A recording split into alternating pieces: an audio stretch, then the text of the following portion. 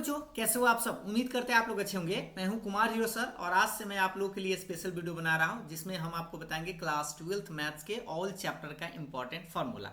जैसा कि आपको याद है कि पहला जो चैप्टर आप लोगों का है रिलेशन एंड फंक्शन, ये आप लोग का पहला चैप्टर है, यानी कि संबंध और फलन, जिसमें हम आपको पहला चैप्टर से ही स्टार्ट करते हैं क्योंकि इसमें ऑब्जेक्टिव सवाल जो है आप लोग को देखने को मिल जाता है। ऐसे हम आपको टोटल चैप्टर जो भी इंपॉर्टेंट है सारा का फॉर्मूला हम आपको जल्दी प्रोवाइड करवा देंगे। तो आज पहला वीडियो है, इसमें हम आपको संबंध और फलन के जितने भी इंपॉर्टेंट फार्मूला है वो सब बताने वाले हैं। तो देखिए, सबसे पहले आपको इसके बेसिक कुछ कंसेप्ट क्लियर होने चाहिए, जैसे सेट्स यानी कि समुच्चय के बारे में पता होना चाहिए। सेट्स को हम लोग इस तरह से लिखते हैं, कुछ एलिमेंट्स अगर है तो उसको मिडिल ब्रैकेट में लिख देते हैं सेपरेट करके, जैसे यहाँ पर ए ई आई ओ यू ये सब सेट है। और या इस तरह से भी लिखा रह सकता है, एक such that x belongs to N और x बराबर एन स्क्वायर। तो ये आप लोग का सेट का कुछ उदाहरण दे दिए कि सेट को हम लिखते कैसे हैं। तो उसके बाद हम बढ़ते हैं सबसेट में। सबसेट क्या होता है? सबसेट मतलब होता है उपसमुच। उपसमुच का मतलब होता है, समझिएगा इसको, पहले हम सबसेट लिखते कैसे हैं ये भी थोड़ा सा याद कर लीजिए। ए सबसेट बी, इसको हम लोग पढ़ते हैं, क्या पढ़ते हैं? ए सबसेट बी।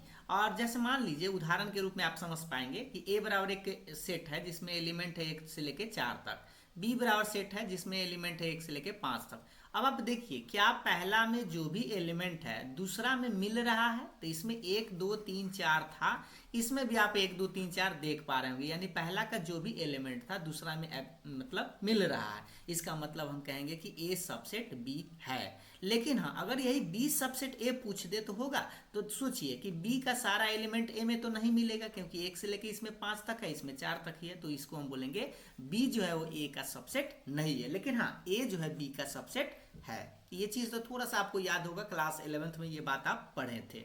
उसके बाद इसमें एक सवाल यहाँ से पूछ देता है, इसलिए इसको नोट के रूप में हम आपको बता दिए, क्लास 12th में ही पूछता है, ध्यान से देखिएगा कि ए सेट ए बराबर, मान लीजिए कि 2 3 4 एलिमेंट है, तो नंबर ऑफ ए कितना होगा? 3 होगा। जैसे इसमें एलिमेंट की संख्या काउंट करेंगे तो उसको हम एन ए बोलते हैं। और मान लीजिए बी सेट है, उसमें अगर एन बी निकालें, यानी इसमें एलिमेंट की संख्या तो कितना है? 2 है।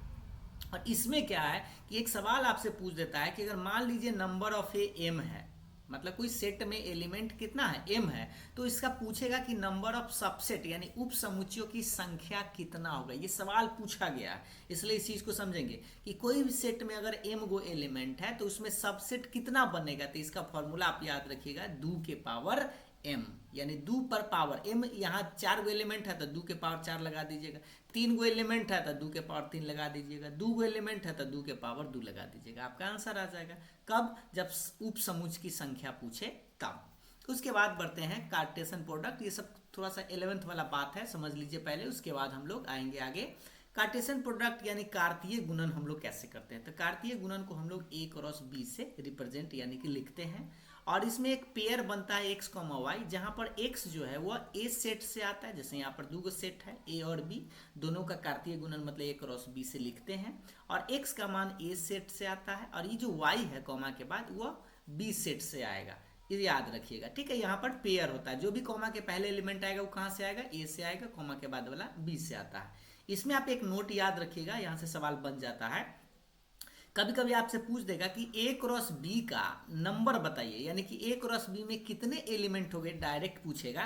तो इसका फॉर्मूला आप याद रखिएगा, number of a into number of b, मतलब a में जितना अवयव है b में जितना अवयव है, दोनों को क्या करना है? यहाँ पे डॉट यानी कि गुना कर देना है, और आपका डायरेक्ट आंसर आ जाएगा। जैसे उदाहरण पे समझ लीजिए, मान लीजिए a सेट है, ए बी एलिमेंट है इसमें 2 गो, बी सेट है इसमें भी 2 गो एलिमेंट है। ए क्रॉस बी अगर आपसे कह दे, पूछ दे कहीं, तो कैसे बनाते हैं? तो देखिए, आप क्या करिएगा, ए एलिमेंट एक के साथ, मतलब ए को एक के साथ, तो ए कॉमा 1 देखिए यहाँ पे बन रहा है, ए का 2 के साथ यानी ए कॉमा 2 बन रहा है, फिर बी का 1 के साथ गुना करेंगे तब बी कॉमा 1 बनेगा, फिर b का 2 के साथ यानी b कॉमा 2। तो ये a क्रॉस b निकालना हुआ। लेकिन अब बताइए a क्रॉस b में कितने एलिमेंट है? 4 गो एलिमेंट है, 1 2 3 और 4। तो 4 गो एलिमेंट जब आप लोगों के पास आया तो इसको हम बिना बनाए हुए, मतलब बिना a क्रॉस b का मान निकाले हुए भी हम direct number of a cross b निकाल सकते हैं। तो इसके लिए सबसे पहले देखिए, नंबर ऑफ a मतलब a में कितने एलिमेंट थे? 2 गो, बी में कितने एलिमेंट थे यहाँ पर, 2 गो। तो number of A cross B formula ये वाला लगा दीजिए, ये जो अभी आपको फार्मूला बताया गया नोट वाला, number of A into number of B, दोनों को गुना कर दीजिए। तो ए में भी 2 गो था, बी में भी 2 गो, तो 2 दूनी कितना हो जाएगा, 4, यानी डायरेक्ट आप आंसर निकाल सकते हैं। ठीक है, तो आपसे सवाल अगर पूछे कि ए सेट में बी सेट में कुछ एलिमेंट है, तो number of A cross B direct पूछे तो आप डायरेक्ट दोनों को गुना कर दीजिएगा। तो वही लिखा गया है, यहाँ ध्यान दीजिएगा, number of subset of A cross B पूछ दे, ए क्रॉस बी में उप समुच्चयों की संख्या अगर आपसे पूछे तो कैसे निकालिएगा, उसके लिए देखिए, मान लीजिए ए सेट में पी गो एलिमेंट है, बी सेट में क्यू गो एलिमेंट है, तो number of subset of A cross B, यानी ए क्रॉस बी में उप समुच्चयों की संख्या का फॉर्मूला लिखिएगा 2 के पावर पी क्यू। मतलब पहले ए में जितना एलिमेंट है, बी में जितना एलिमेंट है, दोनों को क्या कर देना है, गुना कर देना है, और तब आपका नंबर ए क्रॉस बी में अगर सबसेट यानी कि संख्या पूछे तो 2 के पावर पी गुने क्यू। जैसे मान लीजिए इसमें 3 गो एलिमेंट है, इसमें 2 गो है, तो कितना सबसेट बनेगा, 2 गुने 3 गुने 2, मतलब 2 के पावर 3 गुने 2, यानी 2 के पावर 6 इसका आंसर आएगा। इस तरह से अब हम आते हैं रिलेशन समझते हैं, ये सब अभी 11th वाला ही पार्ट है, समझते रहिएगा।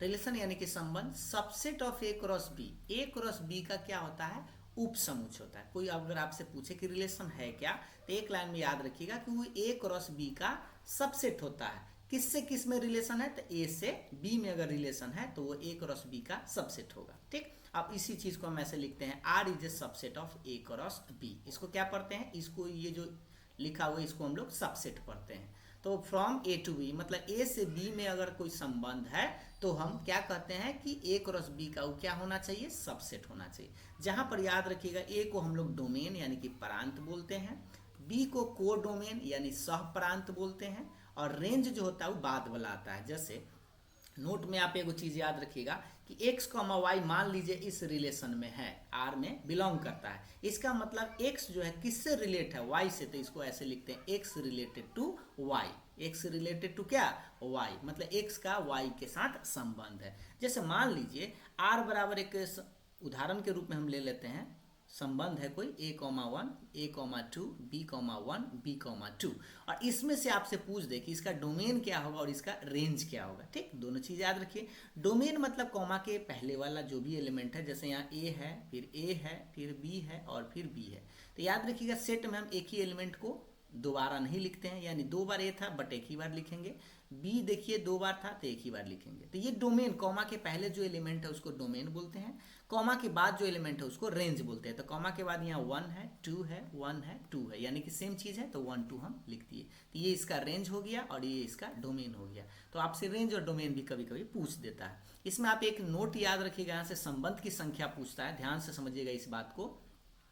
मान लीजिए कोई सेट ए है, उसमें पी गो एलिमेंट है, बी सेट है उसमें क्यू गो एलिमेंट है, तो पूछेगा number of relations from A to B, A से बी में संबंधों की संख्या अगर आपसे पूछ दे, ए से बी में क्या पूछ दे, संबंध की संख्या कितना होगा, तो याद रखिएगा संबंध की संख्या पूछे तो जितना उसका सबसेट बनता है उतना ही। तो तनका देर पहले हम आपको एक फॉर्मूला भी बताए थे, यहाँ देखिए ए क्रॉस बी में, ये देखिएगा ये वाला पार्ट, ये थोड़ा सा कलर चेंज कर लेते हैं, देखिएगा ध्यान से, ए क्रॉस बी में हम कितना सबसेट बताए थे, 2 के पावर पी क्यू। तो जितना सबसेट बनता है उतना ही क्या बनता है, रिलेशन, यानी संबंधों की संख्या यहाँ लिखा है 2 के पावर पी गुने क्यू, यानी पी में क्यू से गुना कर दीजिएगा और 2 पर पावर छपा दीजिएगा, वही आपका संबंध की संख्या है या सब नंबर ऑफ सबसेट्स है। ठीक, जैसे उदाहरण के रूप में समझ लीजिए, मान लीजिए एक सेट है 1 2 3 एलिमेंट है इसमें, दूसरा में 3 4 5 6 है, और आपसे पूछ दे कि number of relation from A to B, A से बी में संबंध क्या होगा, कितना होगा ए से बी में संबंधों की संख्या, तो 2 के पावर पी क्यू फॉर्मूला हो गया।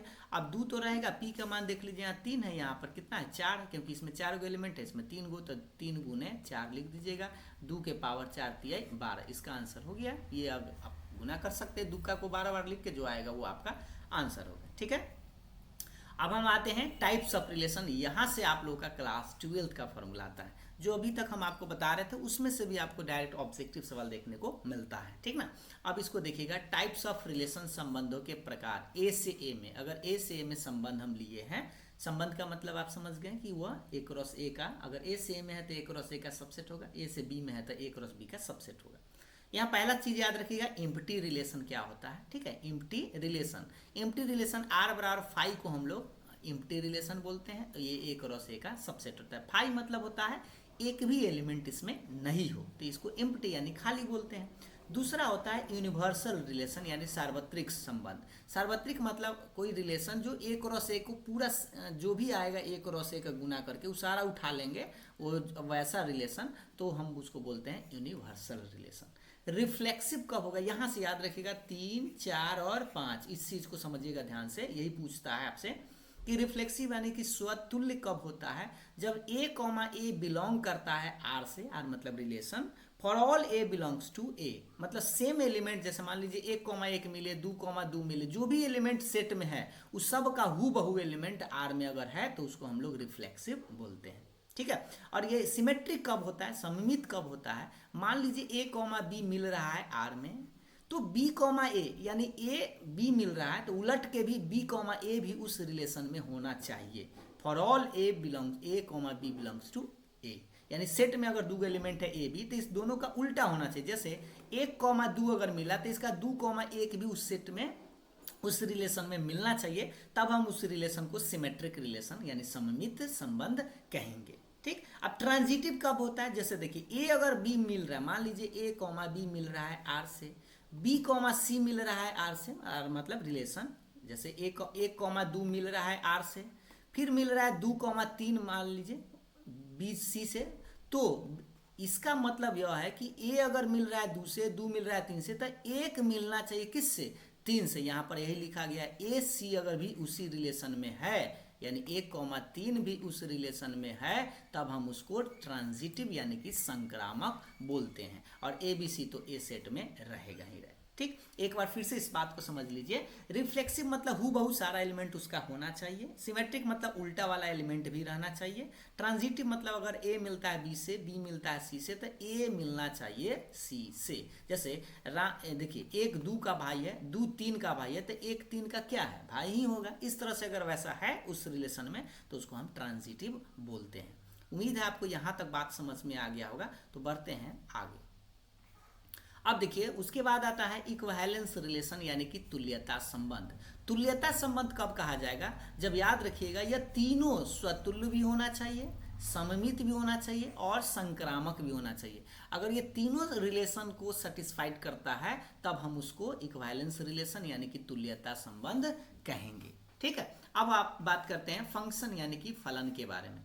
फलन क्या होता है, only one image in B. अगर कोई देखिए कोई फंक्शन कोई भी रिलेशन को फंक्शन हम कब कहते हैं कि अगर F is a function from A to B, A से बी में अगर फंक्शन है तो उसको हम लोग पहले ऐसे लिखते हैं F such that A to B, मतलब एफ एक फंक्शन है ए से बी में। ये फंक्शन कब कहा जाता है, जब बी में सिर्फ और सिर्फ एक इमेज हो। क्या वो इमेज होना चाहिए, एक इमेज होना चाहिए।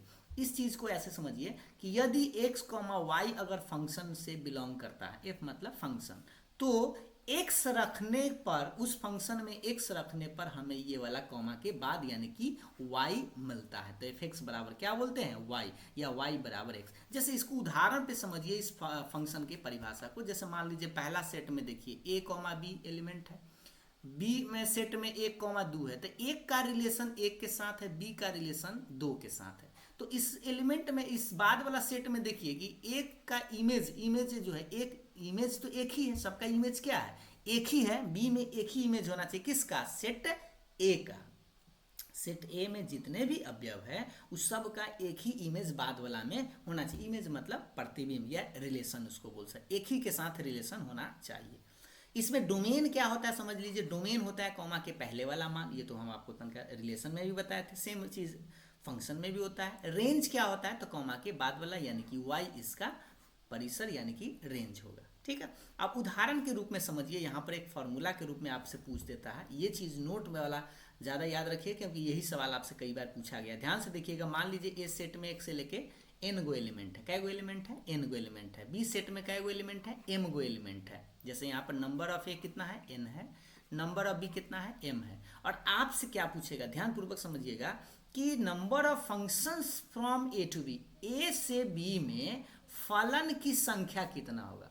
ध्यान से देखिएगा, ए से बी में फलन की संख्या पूछे तो देखिए ए से बी में, तो पहले बी को नीचे रखेंगे और ए को माथा पर चढ़ा देंगे। बी, देखिए ए से बी में, और यहाँ पर दूसरा लिखल है बी से ए में। तो यहाँ पर इस चीज को समझ लीजिए अच्छा से, ए से अगर बी में पूछे, बी में, तो बी वाला को नीचा, ए वाला को माथा पर छरपा दीजिए। लेकिन बी से ए में, तो ए वाला को नीचा और बी वाला को ऊपर छरपा देंगे। नंबर ऑफ बी, बी मतलब जितने एलिमेंट है इसमें, तो मान लीजिए देखिए नंबर ऑफ बी में कै गो एलिमेंट था, एम गो।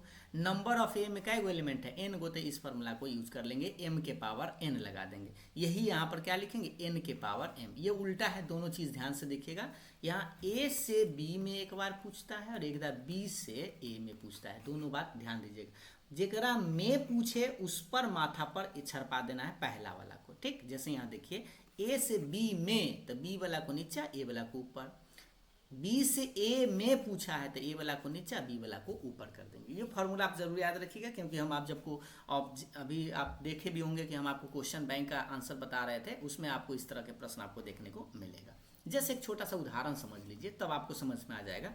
मान लीजिए पहला सेट में 1 2 3 4 एलिमेंट है, दूसरा में 6 7 8 मतलब एलिमेंट है, और आपसे पूछा फलनों की संख्या बताइए ए से बी में। ए से बी में कितने फंक्शन बनाए जा सकते हैं, तो देखिए यहाँ पर 3 गो एलिमेंट है, यहाँ पर 4 गो एलिमेंट है। तो केकरा से केकरा में पूछा, बी में, तो हम बोले बी वाला को नीचे। देखिए फॉर्मूला तो लगा दिए, बी वाला नीचे, ए वाला ऊपर। अब बी में कै गो एलिमेंट है, 4 गो, तो लिखिए 4। ए में कितना एलिमेंट, 3 गो, तो 4 के पावर 3, और 4 के पावर 3 का तो आप आंसर आप कमेंट कर ही सकते हैं। इसका आंसर आप कमेंट जरूर कर दीजिएगा, ठीक है। उसके बाद आते हैं टाइप्स ऑफ फंक्शन। यहाँ से भी आपका ऑब्जेक्टिव सवाल ही बनता है। फलनों के प्रकार, पहला है 1 फंक्शन। ये डायरेक्ट आप याद रखिएगा, जिसको आप इंजेक्टिव फंक्शन यानी एकाकी या एकाक फलन बोलते हैं। 1 ही आप नाम याद रखिएगा। F function A to B में 1 कब कहा जाता है, जब ध्यान दीजिएगा fx1 बराबर fx2, दैट इम्प्लाइज x1 बराबर x2 for all x1, x2 belongs to A. अगर कोई फंक्शन का fx1 मान और fx2 बराबर करे, तो अगर x1 x2 के बराबर आता है, तब हम उसको 1 फंक्शन बोलते हैं। ये पूरे लाइन ही आप याद रखिएगा, ये डायरेक्ट हूबहू दे देता है, ठीक है, क्वेश्चन में, और आपसे कहेगा ये कौन सा फंक्शन है, ठीक। तो नाम याद रखिएगा, 1 होने के लिए कंडीशन होता है, fx1 बराबर अगर fx2 है, तो x1 बराबर x2 होता है, तब हम उसको 1 फंक्शन बोलते हैं। अनटू कब बोलते हैं, दूसरा देखिए, एफ अगर ए से बी में फंक्शन है, इसको अनटू याद रखिएगा नाम से, अनटू यानी कि आच्छादक या आच्छादी सर्जेक्टिव फंक्शन कब बोलते हैं, तो अगर एफ ए बराबर एफ बी, ध्यान से देखिए क्या लिखा गया, एफ ए बराबर बी के बराबर है, तो उसको हम लोग अनटू फंक्शन बोलते हैं। नाम से जरूर याद रखिएगा, एक 1 हो गया, एक अनटू हो गया। तीसरा एक और चीज होता है इनटू, देखिएगा यहाँ पे तीसरा है आपका इनटू, थोड़ा सा दिख नहीं रहा, इधर करते हैं, अब देखिए इनटू कब होता है, देखिएगा इनटू कब होता है, जब ये एफ ए सबसेट बी के, 3 गो चीज बताए हैं आपको, याद रखिएगा। fx1 अगर बराबर है fx2 के, तो इसको बोलते हैं x1 अगर x2 के बराबर हो जाता है, इसको 1 बोलते हैं। fa अगर बराबर है b के, तो अनटू बोलते हैं। fa सबसेट b के है, तो इसको हम लोग इनटू बोलते हैं। 3 गो नाम याद रखिएगा। चौथा समझिएगा, ये 1 अनटू कब होता है, यानी एकाकी तथा आच्छादक कब होता है, तो याद रखिएगा, या जिसको हम बाइजेक्टिव फंक्शन भी बोलते हैं, एकाकी आच्छादक। तो देखिए एकाकी आच्छादक होने के लिए दोनों होना चाहिए, 1 भी होना चाहिए और अनटू भी होना चाहिए। नाम याद रखिएगा, कभी आपसे पूछे कि 1 अनटू कब होता है, तो 1 भी होना चाहिए और अनटू भी। 1 का फॉर्मूला ये है, अनटू का ये है, ठीक। अब देखिए यहाँ पर 8 नंबर कंपोजिशन ऑफ फंक्शन का भी पूछता है, फलनों का संयोजन। ये ऑब्जेक्टिव सवाल हम आपको 2020 वाला प्रश्न बता रहे थे, उस टाइम ये पूछा गया था। एफ अगर ए से बी में फलन है, जी अगर बी से सी में फलन है, तो आपसे गॉफ पूछता है और फॉग पूछता है। तो गॉफ कैसे लिखते हैं, तो देखिए जी ओ एफ अगर लिखे, तो इसको बोलते हैं जी एफ ऑफ एक्स, ऐसे। एफ ओ जी पूछे, तो इसका मतलब एफ और अंदर में फंक्शन आप लगा दीजिएगा जी एक्स का। जैसे अगर मान लीजिए यहाँ पर, जैसे यहाँ देखिए एफ ओ जी पूछा, तो एफ पहले लिखना है और जी बाद में, तो जी फंक्शन ऐसे लगा देना है। जैसे जी ऑफ एफ है, तो हम जी पहले लिखेंगे और एफ ऑफ एक्स ऐसे लगा देंगे, ठीक। जैसे मान लीजिए अगर एफ ओ एफ पूछ दे, तब क्या करिएगा, एफ ओ एफ पूछे तो एफ रहेगा और अंदर में फिर एफ एक्स लिख देंगे, ऐसे करके, ठीक है। आप ऐसा क्वेश्चन आपको बताया गया है, उम्मीद आप ये देखेंगे तो आपको आइडिया लग जाएगा। उसके बाद इन्वर्टिबल फंक्शन कब होता है, ध्यान से देखिएगा। देखिए इसको बोलते हैं हिंदी में व्युत्क्रमणीय फलन। व्युत्क्रमणीय फलन कब होता है, जब वह, देखिए इस चीज को कि एफ इज इन्वर्टिबल यदि वह 1 हो और अनटू हो। 1 1 भी होना चाहिए और क्या होना चाहिए ऑन टू अगर है तब उसको इन्वर्टिबल मतलब उसका व्युत्क्रम निकाला जा सकता है। जैसे अगर मान लीजिए कोई फंक्शन 1 1 भी ऑन टू है, जैसे एफ एक्स बराबर अगर वाई के है, तब हम एक्स बराबर इस एफ को इधर ले चलेंगे, तो यानी एफ इनवर्स वाई जो होगा वो किसके बराबर होगा, एक्स के। जैसे हम इसको लिखने का तरीका एक बार लिख के बता देते हैं, एफ एक्स बराबर वाई है तो हम अगर वाई को या एक्स बराबर ऐसे लिख सकते हैं, एफ को उधर ले जाएंगे तो हुआ इनवर्स में, या इसी चीज़ को एफ इनवर्स वाई बराबर क्या लिखेंगे, एक्स लिख सकते हैं। ठीक है, ये चीज़ इन्वर्टिबल याद रखिएगा, शर्त आपका केवल याद रखिएगा कि फंक्शन इन्वर्टिबल कब होता है, तो जो वो 1 1 भी होता है और ऑन टू भी होता है। उसके बाद बाइनरी ऑपरेशन में एक सवाल द्विआधारी संक्रिया वाला भी आप देखे होंगे, यहीं से ही सवाल था कि अगर मान लीजिए ए बिलोंग करे एस से, बी बिलोंग करे एस से, अगर इसका ऑपरेशन किया जाए, जैसे ए में बी से ऑपरेशन किया जाए और वो भी बिलोंग करे एस से, तब हम उसको बाइनरी ऑपरेशन यानी बोलते हैं द्विआधारी संक्रिया। जैसे मान लीजिए एक परिमेय एक प्राकृत संख्या है, दो भी प्राकृत संख्या है और दोनों का हम मान लीजिए जोड़ करते हैं, ठीक, दोनों का ऑपरेशन करके जोड़ करते हैं, यानी 3 आएगा, तो 3 भी कौन सा संख्या है, प्राकृत संख्या। इसका मतलब कि यह बाइनरी ऑपरेशन सेटिस्फाइड करता है। उसी तरह से घटाव में गुना में आपको चेक करना होता है, तो यहाँ पर ऑपरेशन है, ये ए बी का ऑपरेशन करेंगे, जोड़ में हो सकता है, गुना में हो सकता है, घटाव में, भाग में हो सकता है, अगर उसी एस में मिले तब हम उसको बाइनरी ऑपरेशन बोलते हैं। इस चीज़ को ऐसे समझ लीजिए। एक छोटा सा बड़ा अच्छा सा सवाल पूछता है कि ए ऑपरेशन बी जो है ना कुछ फार्मूला के रूप में आपको दे ले है, ऐसा सवाल भी पूछा गया है। देख लीजिए एक बार फिर से, ए ऑपरेशन एक नंबर देख रहे हैं, ए ऑपरेशन बी अगर ए स्क्वायर प्लस बी स्क्वायर के बराबर है तो आपसे छोटा सा सवाल पूछ देगा कि एक ऑपरेशन 2 का मान क्या होगा। तो आप कुछ नहीं करना है, ए के जगह पर आप देखेंगे तो 1 है, बी के जगह पर 2 है, तो बस इस जो फार्मूला दिए हुए रहेगा उसमें आपको रख देना है। तो यहाँ पर ए के जगह 1 स्क्वायर, बी के जगह 2 का स्क्वायर, अब इसका मान तो आप निकाल ही सकते हैं। तो बताइए कितना आएगा, 1 के स्क्वायर 1, 2 के स्क्वायर 4, 4 1 हो जाएगा 5, और आपका आंसर हो गया। अब अगला सवाल देखिएगा, इसी का 2 नंबर है, ए ऑपरेशन बी ए स्क्वायर प्लस बी स्क्वायर है, और आपसे इसका मान पूछ दिए, एक ऑपरेशन 2 अब फिर ऑपरेशन 5 लगा दे, तो पहले एक ऑपरेशन 2 का मान निकालेंगे। तो जैसा कि आप देख पा रहे थे कि एक ऑपरेशन 2 का मान तो हम निकाल लिए थे, ठीक है, एक ऑपरेशन 2 का मान तो हम लोग निकाल लिए थे, कितना आया था देख लीजिए, यहाँ पर 5 आया था, तो इसके जगह पर पहले हम 5 यहाँ पे लिख दिए, और ये वाला 5 ऑपरेशन तो है। अब आपको बस दोबारा फिर से एक बार 5 ऑपरेशन 5 निकाल देना है। तो ए का मान भी 5 है, बी का मान 5 है, इस फॉर्मूला में फिर से बैठा दीजिए, तो 5 के स्क्वायर प्लस 5 के स्क्वायर, इसका आंसर आप कमेंट करके जरूर बताइएगा। ठीक है, अगला सवाल देखते हैं, आगे देखते हैं। उसके बाद इसमें लॉ पूछ देता है कभी कभी, कम्यूटेटिव लॉ क्या होता है, क्रम विनिमय नियम क्या होता है। तो देखिए एक ऑपरेशन 2 निकालिए मान लीजिए, और 2 ऑपरेशन कोई एक निकाले, तो ये दोनों क्या है, उल्टा है। अगर ये दोनों बराबर आ जाए तब हम बोलते हैं इसको कम्यूटेटिव लॉ यानी क्रम विनिमय। उसी चीज को यहाँ पर लिखा गया है कि अगर ए ऑपरेशन बी कोई निकाले या कोई बी ऑपरेशन ए निकाले, दोनों का मान क्या आ जाए, बराबर आ जाए, तो उसको कम्यूटेटिव बोलते हैं।